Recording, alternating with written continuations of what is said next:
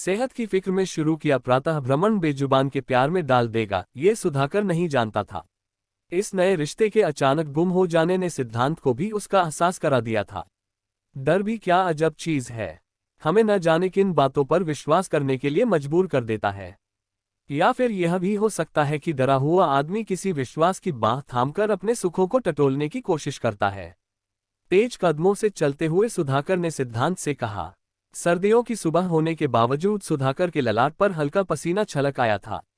आखिर तेज कदमों से दोनों इस सर्द सुबह में भी लगभग 4 किलोमीटर पैदल जो चल लिए थे।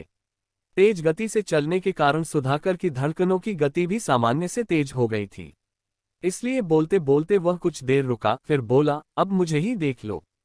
कब से सोच रहा था कि मॉर्निंग वॉक शुरू करूं, लेकिन सुबह सुबह बिस्तर छूटता ही नहीं था।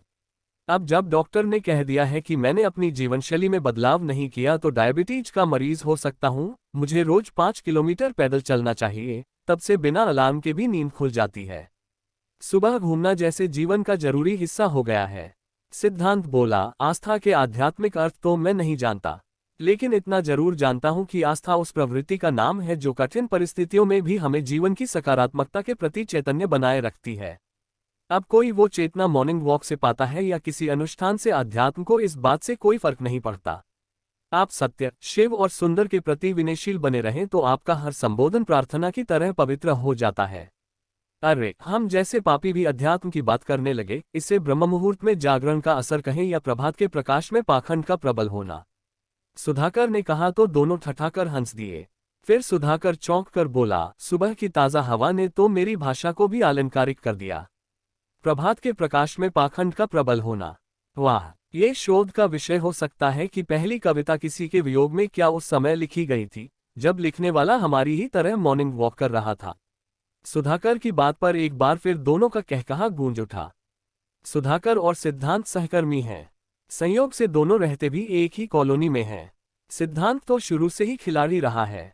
प्रातः भ्रमण और व्यायाम हमेशा उसकी दिनचर्या के हिस्से रहे हैं, लेकिन सुधाकर ने कुछ महीनों पहले ही सुबह लंबी दूरी तक घूमना शुरू किया है। तब जब डॉक्टर ने उसे डायबिटीज के खतरे के प्रति आगाह किया। सुबह सुबह कॉलोनी से बाहर निकलते ही कई बार आवारा श्वान उनके पीछे चलने लगते थे।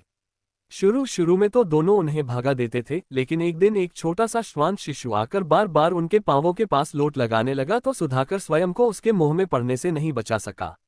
एकदम काला शरीर और माथे पर तिलक की तरह का सफेद निशान। वो श्वान शिशु दूर से ही पहचान में आ जाता था। सुधाकर उसे लाड़ लड़ाने लगा। अब तो ये रोज का ही क्रम हो गया।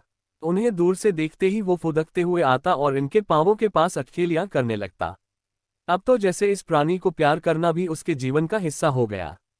डायबिटीज के डर ने मुझसे मॉर्निंग वॉक ही शुरू नहीं कराई, बल्कि आवारा श्वानों के प्रति मेरे मन में एक मोह भी जगाया है।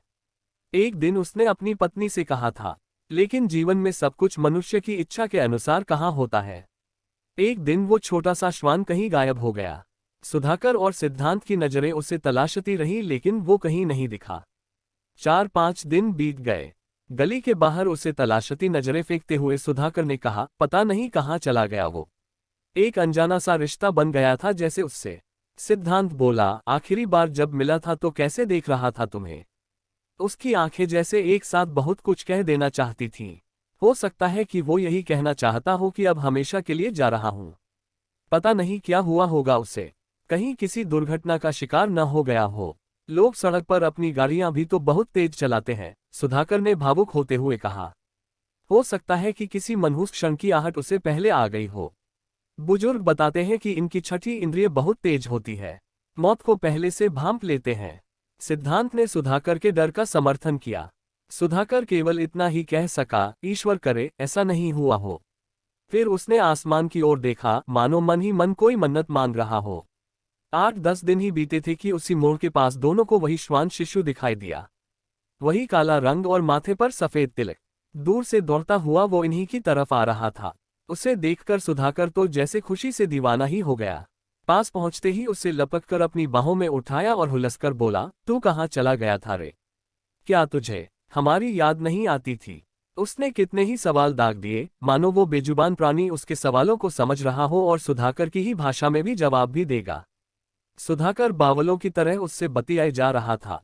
सिद्धांत की आंखों की कोराएं भी भीग गई थीं। पता नहीं कौन सा रिश्ता था जिसके बंधन ने उस दिन सुधाकर और सिद्धांत को तब तक वहां रोके रखा था, जब तक वो नन्ही जान खुद ही उसकी गोदी से उतरकर भागने के लिए नहीं मचल उठी।